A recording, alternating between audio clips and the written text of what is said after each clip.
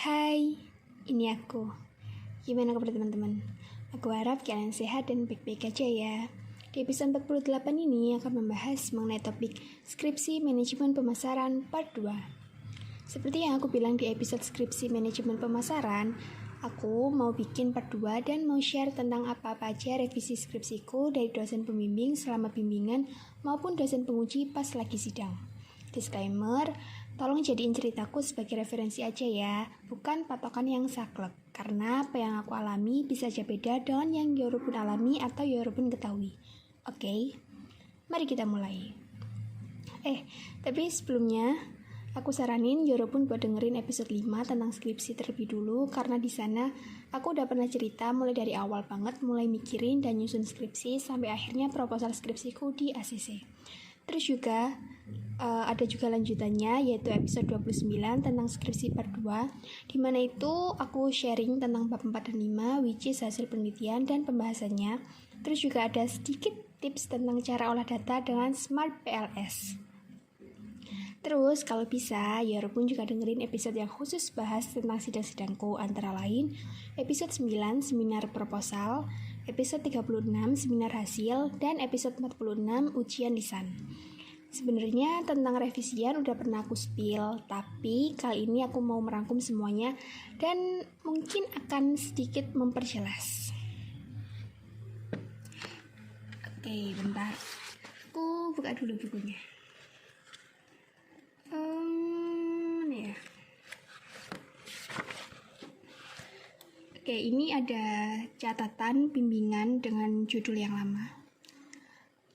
Jadi sebelum aku pakai judul yang sekarang itu ada judul yang dulu yang ya karena satu dan lain hal akhirnya aku ganti judul yang sekarang. Oke, ini catatan dari judul yang lama, catatan bimbingan judul lama. Yang pertama, tidak boleh terlalu banyak pengulangan kalimat ataupun paragraf. Ini di latar belakang. Terus lengkapi data penjualan, karena waktu itu data penjualanku masih sangat kurang. Terus ini sepertinya tidak ada pengaruh secara simultan, yang ada hanya parsial tapi di dalam rumusan masalah, dan tujuan penelitian tidak perlu ditulis secara parsial. Nah, jadi waktu itu tuh sebenarnya di rumusan masalah sama tujuan penelitianku yang judul lama itu tuh rumus, kan aku pakai 3 variabel X sama 1 Y. Itu di rumusan masalah sama tujuan penelitianku itu ada 4 poin gitu. Jadi kayak ada pengaruh untuk mengetahui pengaruh secara simultan, terus parsial per variabelnya. Tapi ternyata itu tuh nggak usah ada kata-kata simultan dan parsial gitu. Jadi kayak langsung pengaruh X1 terhadap Y, X2 terhadap Y, X3 terhadap Y gitu. Tapi mungkin di luar sana ada skripsi yang pakai simultan parsial gitu. Tapi kalau aku kemarin nggak. Terus penggunaan kalimat harus efektif. Maksudnya itu harus kayak to the point, nggak boleh kayak terlalu bertele-tele gitu, ntar malah kurang jelas jadinya. Terus ada lagi ini yang revisian latar belakang judul lama. 1. Kurangi pembahasan tentang X1 ku waktu itu karena kayak terlalu banyak dibahas. Nah itu jangan sebanyak itu pembahasannya, karena nggak balance sama variabel yang lain. Nah makanya yang X1-nya disuruh mengurangi pembahasan, yang X2 ku disuruh nambah pembahasan, jadi biar balance gitu, nggak berat sebelah. Terus bahasan tentang hasil riset masuk di bab 2 aja. Jadi waktu itu hasil risetku itu kayak penelitian terdahulu gitu tuh ada di bab 1.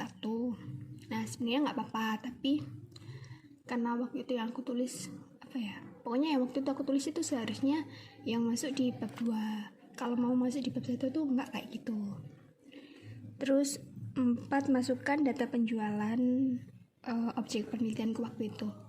Jadi ternyata data penjualan yang data yang ada di latar belakangku itu masih kayak belum bisa dikatakan data penjualan yang aku butuhkan gitu. Nah, karena aku ngerasa akan sulit melanjutkan skripsi dengan judul tersebut, judul yang lama, karena posisinya waktu itu tuh aku nggak nemuin data penjualan yang bener-bener data penjualan yang aku butuhin gitu. Dan di sisi lain feelingku tuh kayak kurang bagus aja gitu kalau misalnya tetap lanjut. Nah, that's why aku mutusin buat ganti judul, variabel, dan objek penelitian.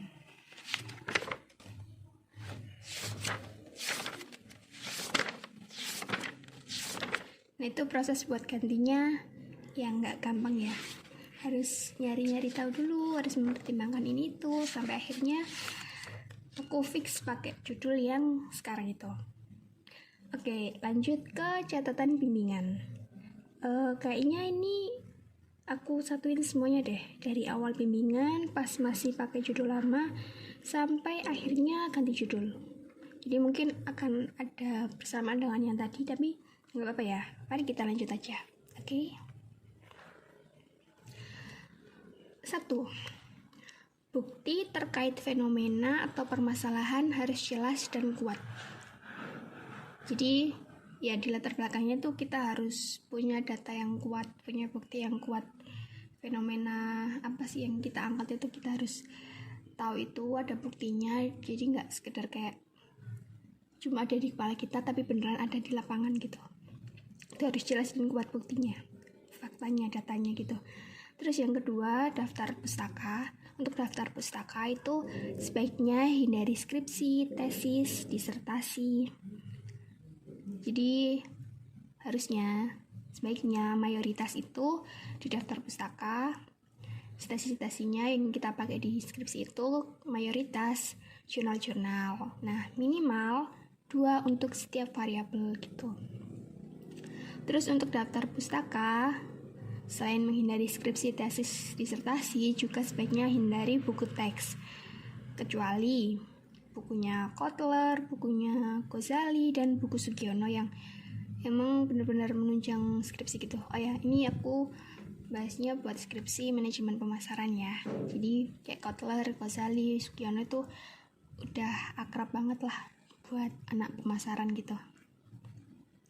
Terus pertahankan variabel X2. Ya kalau Irobun udah dengerin episode yang dulu-dulu, itu kan aku pernah cerita kalau nggak salah. Intinya dari 3 variabel X ku itu cuma ada 1 yang boleh dipertahanin, 2-nya itu aku suruh ganti gitu. Ya gitu. Terus yang kelima, enggak. Ini tentang variabelku. Ini juga tentang variabelku.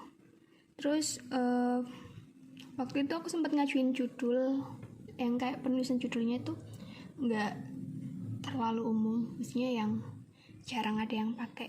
Maksudnya urutannya kan biasanya kayak pengaruh X1, X2, X3 terhadap Y, terus objeknya apa gitu. Nah waktu itu aku sempat ngajuinnya kayak dibalik, jadi Y-nya dulu baru X. Tapi ternyata disaranin pakai judul yang kayak biasanya aja gitu. Jadi pengaruh X1, X2, X3 terhadap Y gitu. Terus latar belakang. Ini yang tadi.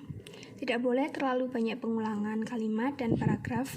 Pembahasan harus difokuskan, data perusahaan atau merek dan data penjualan harus cukup kuat. Selanjutnya, rumusan masalah. Jumlahnya sama dengan jumlah variabel.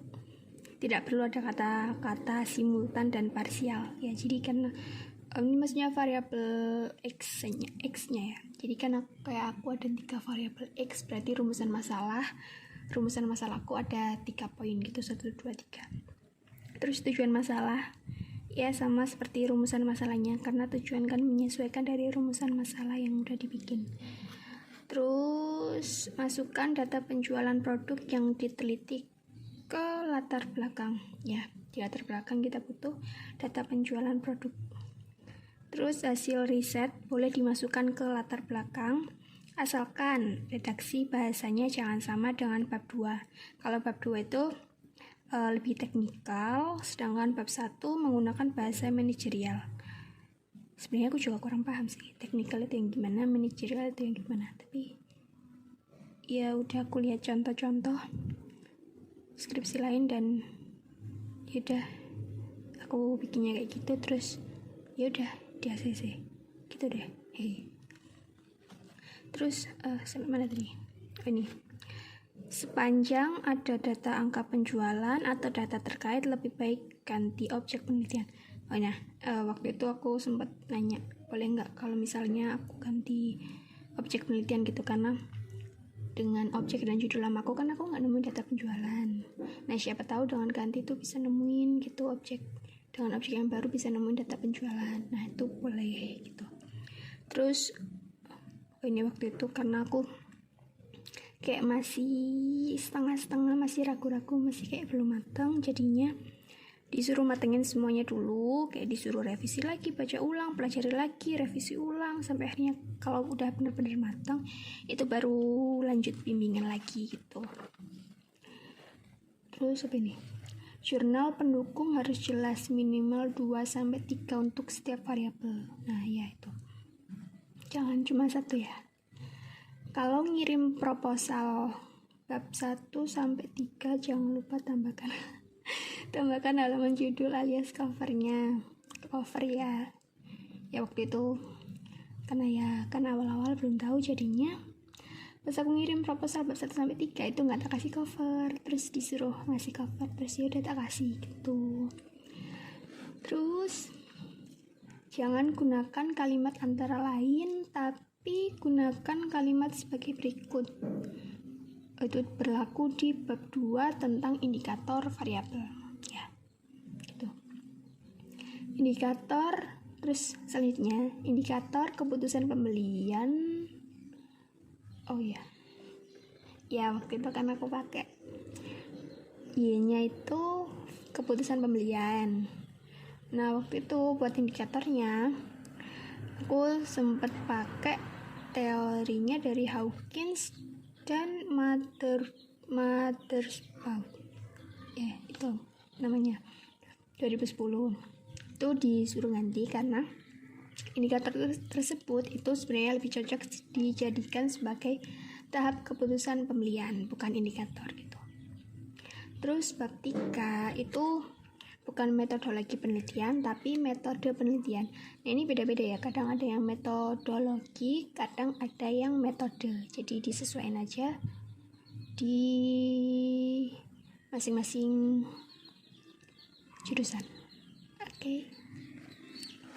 Terus di bagian penjelasan indikator jangan biarkan ada kata dimensi, karena indikator ya indikator. Jadi waktu itu aku sempat tipu karena itu pembahasan tentang indikator, tapi aku nulisnya ngetiknya itu dimensi. Nah itu tipu, terus dibenerin sama dosenku gitu, disuruh ganti. Pelajari rumus sampling yang dicantumkan.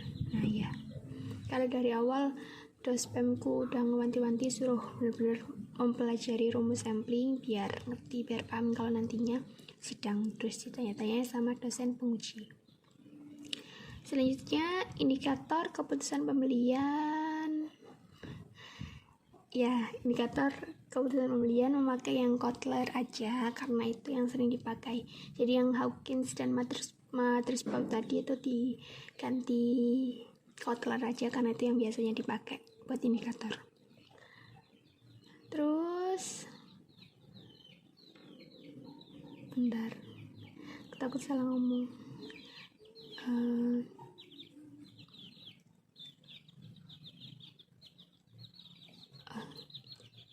Mana ya? Ini aja. Daftar pustaka memakai spasi single 1 cm spasinya buat daftar pustaka. Nah, perhatikan huruf besar di awal kata, jangan terlalu banyak buku, kurangi dafpus buku. Nah, kadang kan kalau otomatis itu penulisan judul misal jurnalnya itu ngikut kayak apa yang ada di dalam jurnal itu. Nah kadang di dalamnya itu kan kadang tulisannya itu caps lock semua, nah jadi otomatis di dafpusnya ngikut caps lock semua. Nah itu dibenerin ya, jadi pokoknya huruf besar itu cuma di awal kalimat gitu, kecuali kalau misal kayak kata penghubung, Diken itu kecil-kecil gitu. Daftar buku ya kayak tadi, jangan terlalu banyak daftar bukunya, perbanyak jurnal aja. Terus catatan selanjutnya, 1 indikator cukup 1 pertanyaan aja. Nah, mungkin ada di luar sana yang 1 indikatornya itu terdiri dari beberapa pertanyaan. Nah, aku awalnya juga ngajuinnya, nulisnya, ngetiknya di 1 indikator itu ada 2 atau enggak 3 gitu pertanyaannya, tapi akhirnya disuruh kayak cuma 1 aja. Jadinya kayak misal 2 atau 3 indikator itu digabung aja jadi 1 gitu. Jadinya 1 indikator 1 pertanyaan gitu. Nah, udah kayaknya itu aja buat catatan bimbingan yang sebelum sempro. Nah, selanjutnya ini revisi yang aku dapat pas sempro, seminar proposal. Ini dari penguji 1, perbaiki penulisan judul. Jadi penulisan judulnya itu kayak trapesium terbalik gitu loh. Jadi kayak yang bagian atas, kayak baris pertama itu lebih panjang, baris kedua lebih pendek, baris ketiga lebih pendek lagi gitu. Terus tabel tidak boleh dipisah. Jadi kalau misalnya ada tabel kayak misal data penjualan atau apa itu jangan dipisah, jangan kepotong, kayak misal sebagian ada di halaman 1, sebagian lagi ada di halaman 2 tuh jangan, kalau bisa dijadiin 1 halaman. Kecuali emang kayak bener-bener 1 halaman full itu nggak cukup, terus baru lanjut ke halaman berikutnya tuh nggak apa-apa. Tapi kalau bisa dijadiin 1 halaman, dijadiin 1 halaman, jangan dipisah. Terus yang ketiga, sumber tidak boleh dipisah. Kan di bawah gambar maupun tabel itu kan ada sumber apa gitu, nah itu jangan dipisah dari gambar maupun tabelnya. Bagian populasi harus lebih jelas ya, karena waktu itu kayak di bab 3 aku yang bagian populasinya tuh kayak kurang jelas gitu loh, jadi agak membingungkan, jadi disuruh memperjelas. Hapus kata akun di daftar pustaka, jadi langsung nama aplikasi.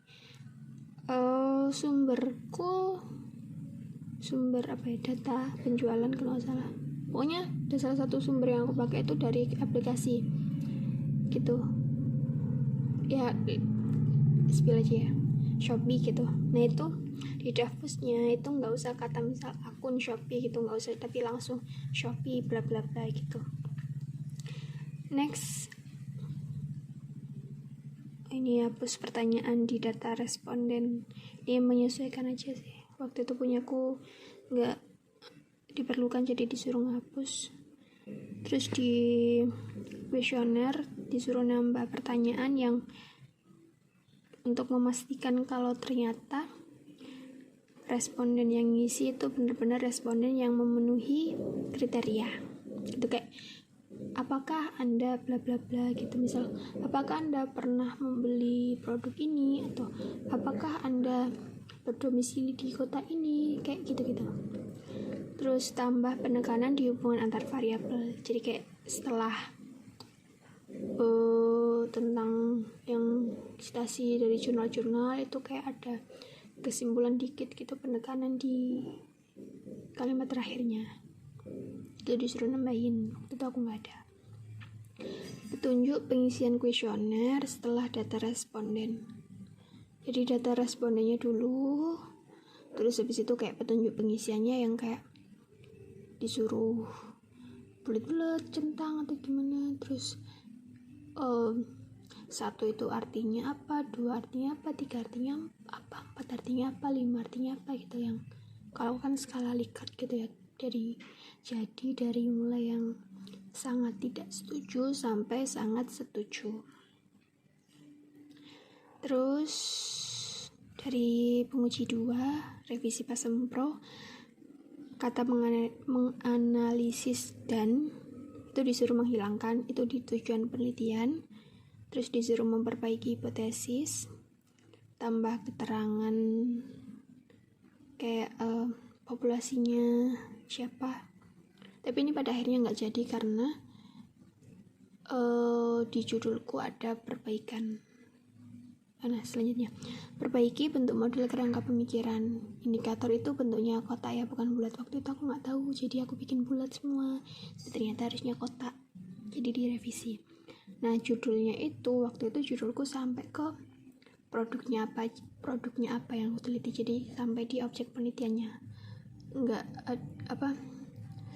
sebaiknya tuh yang populasinya kayak pada siapanya itu dihapus, karena kalau kata dosen pengujiku, nggak semua orang memahami maksud dari siapanya yang mau aku jadiin populasi sampel tadi gitu. Jadi daripada membingungkan, jadi cukup sampai objek penelitiannya. Nah, karena ini makanya hipotesisku tadi nggak jadi tak perbaiki, karena udah sesuai sama judul yang baru, penulisan judul yang baru.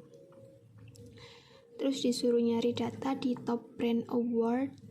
Waktu itu data yang aku pakai, yang aku cantumin di latar belakang itu kayak udah terlalu lama, jadi disuruh nyari lagi. Kalau ada ya ditambahin, kalau nggak ada ya nggak usah. Nah, sebenarnya dari awal aku udah bilang datanya emang mentok sampai ada yang di situ aja, nggak ada data terbaru. Tapi katanya kata beliau disuruh coba nyari lagi, siapa tahu ada. Dan pada akhirnya ternyata masih tetap nggak ada, jadinya ya udah nggak ada tambahin, tetap kayak semula gitu. Udah buat yang catatan bimbingan sebelum sempro sama revisi pas sempro dari penguji 1 dan 2 udah. Bentar, aku buka buku satunya lagi.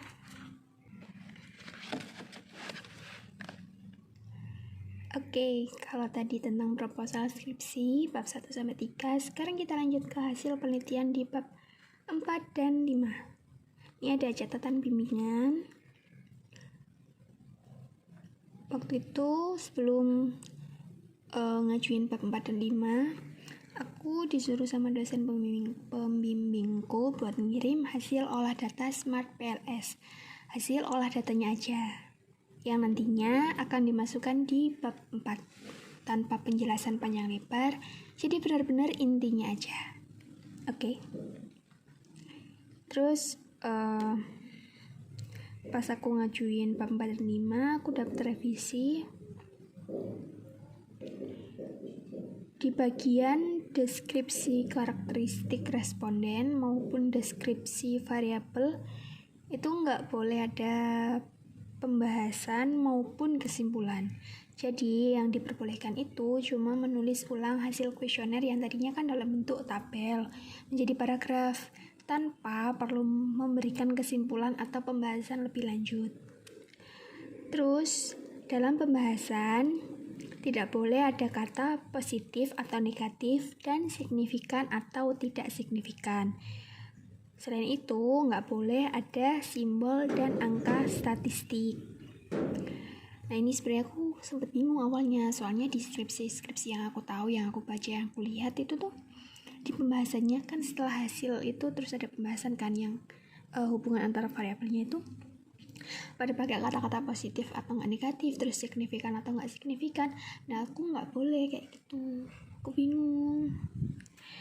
Kalau kata dosen pembimbingku itu di pembahasan itu selain nggak boleh ada itu tadi positif negatif, signifikan nggak signifikan, angka simbol statistik itu juga nggak boleh, juga harus menggunakan bahasa manajemen.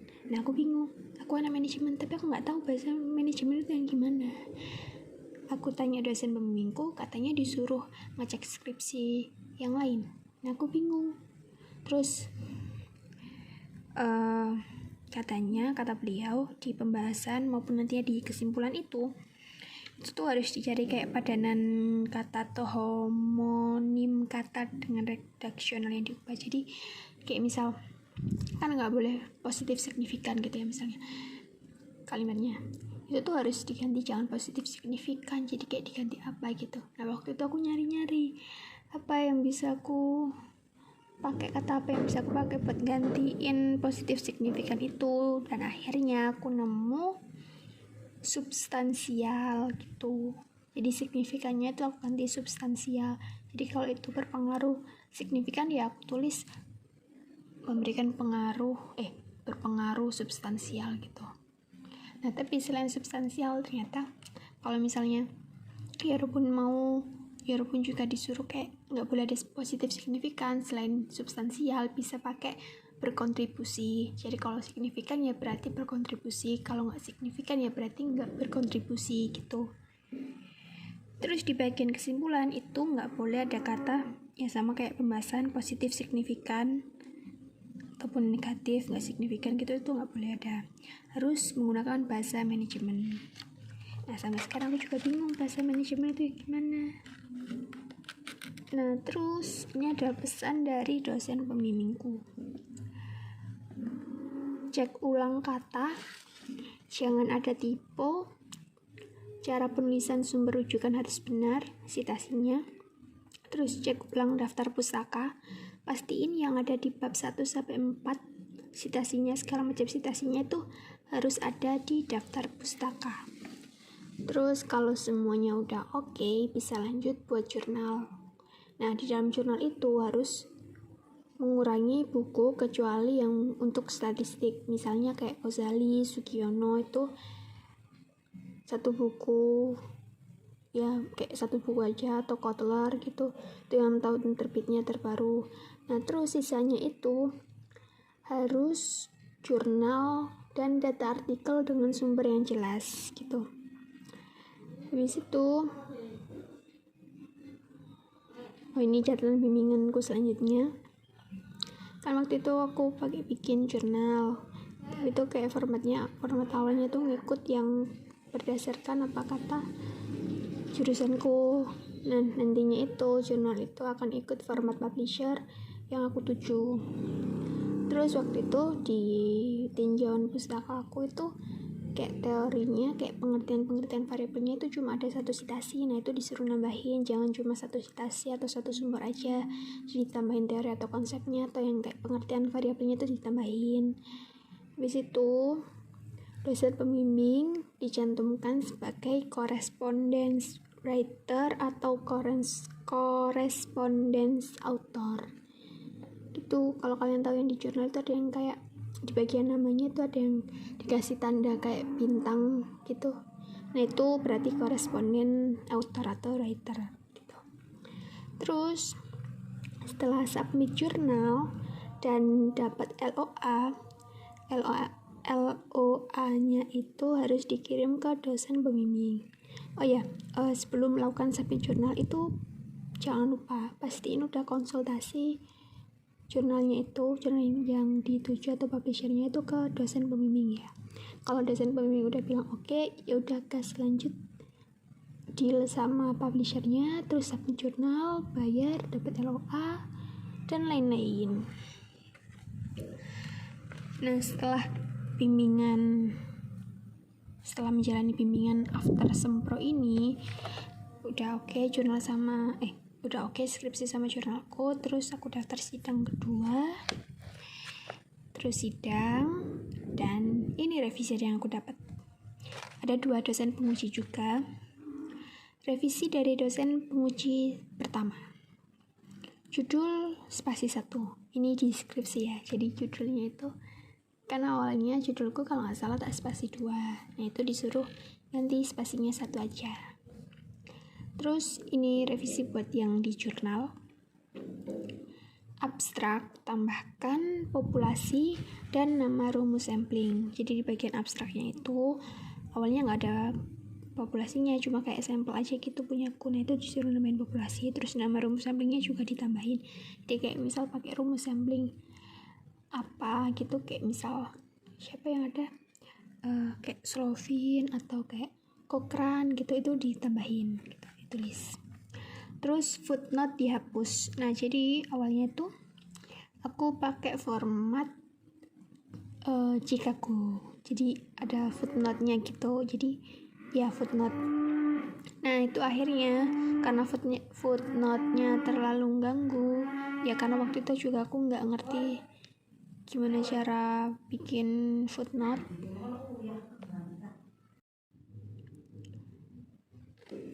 karena baru pertama kali bikin jurnal yang ada footnote-nya gitu. Jadinya kayak terlalu memenuhi footnote-nya, jadinya kurang rapi. Terus pas jurnal direvisi, akhirnya aku yang tadinya pakai format Chicago aku ubah jadi apa style aja yang kayak pada umumnya. Setelah itu ada juga revisi, disuruh nambahin subbagian di hubungan antar variabel. Jadi di hubungan antar variabel kan ada kayak misal pengaruh X1 terhadap Y, pengaruh X2 terhadap Y, pengaruh X3 terhadap Y. Nah awalnya itu aku nggak ada. Kenapa nggak ada? Karena yang di jurnal itu hubungan antar variabelnya tuh cuma tak cantumin dikit, jadi kayak aku mikirnya kayak langsung aja gitu, aku jadiin kayak satu ya, cuma tak bedain kayak paragraf aja tanpa tak tambahin subbab. Nah itu disuruh nambahin. Terus tambahkan outer loading terbesar sampai terkecil di bagian pembahasan. Kan di pembahasan skripsi kan ada kayak outer loading yang indikator ini yang terbesar, terus selanjutnya indikator ini sampai yang terakhir terkecil. Nah, di jurnalku tuh nggak ada, itu disuruh nambahin di bagian pembahasan. Terus untuk revisi dari dosen penguji 2 tuh 1 disuruh nambahin uji outlier. Nah itu uji outliernya itu untuk memastikan data kuesioner yang digunakan memang sudah layak atau belum. Kalau udah layak dia bisa lanjut ke outer model dan inner model sampai nantinya uji hipotesisnya itu. Nah untuk outlier ini itu nggak ada di Smart PLS ya, adanya di SPSS. Jadi kalau mau ngolah data di Smart PLS terus juga disuruh uji outlier, ya siap-siap download 2 aplikasi Smart PLS dan SPSS gitu. Terus tambahan kan di bawahnya abstrak itu ada kata kunci atau keywords. Nah itu harus diurutkan sesuai abjad, jadi kayak A, B, C, D, E, F, G dan seterusnya gitu, diurutkan berdasarkan itu ya, bukan berdasarkan urutan variabel di judul. Kayak misal di judulnya urutannya kayak brand image, terus brand awareness gitu, terus di keywordsnya ditulis brand image dulu terus brand awareness gitu. Enggak ya, jangan gitu. Jadi brand awareness dulu terus brand image, pokoknya sesuai urutan abjad. Oke. Udah. Terus sidang ketigaku seperti yang aku bilang nggak ada revisi, jadi nggak ada catatan apa-apa. Ya udah. Ya udah. Itu tadi catatan bimbingan dan revisian yang aku dapat selama proses penyusunan skripsi, baik itu dari dosen pembimbing pas bimbingan maupun dari dosen penguji pas sidang. Sekarang aku mau share beberapa quotes yang aku tulis di bukuku. Jadi tuh tadinya aku mau nulis apapun tentang skripsiku di buku kan, tapi ternyata bertahan cuma sampai di sempro aja. Ini tadi aja pas yang setelah sempro itu catatan bimbingan sama revisinya tuh aku tulis pas mau rekaman episode ini. Oke. Langsung aja aku spill beberapa quotesku ya. Nggak harus sempurna, yang penting selesai. Dilarang menyerah, kalau capek istirahat, nanti dilanjut lagi perjuangannya. Pokoknya harus terus maju. Nggak peduli apa tantangan yang ada, seberat apapun masalahnya, yakin pasti akan ada jawabannya. Ayo namaku, semangat! Bentar lagi kamu lulus S1. Langkahmu semakin dekat, jangan menyerah ya namaku. Ingat, namaku pasti bisa nyelesain skripsi dan lulus tepat waktu. Buktiin ke diri sendiri kalau namaku pasti bisa. Namaku itu hebat.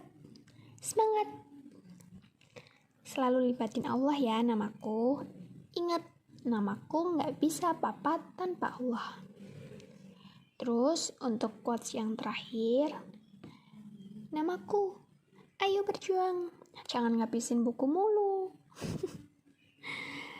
Terus mari kita berjuang. Udah deh ya Rabun, itu aja ya yang bisa aku share di episode kali ini. Semoga bermanfaat. Tetap semangat ngerjain skripsi ya. Semangat. Jangan lupa berdoa terus. Terus jangan lupa juga jaga kesehatan. Jangan lupa bahagia juga ya. Ya udah segitu dulu ya. Jangan lupa makan malam. Sampai ketemu di episode selanjutnya. Enjoy your dinner ya Rabun.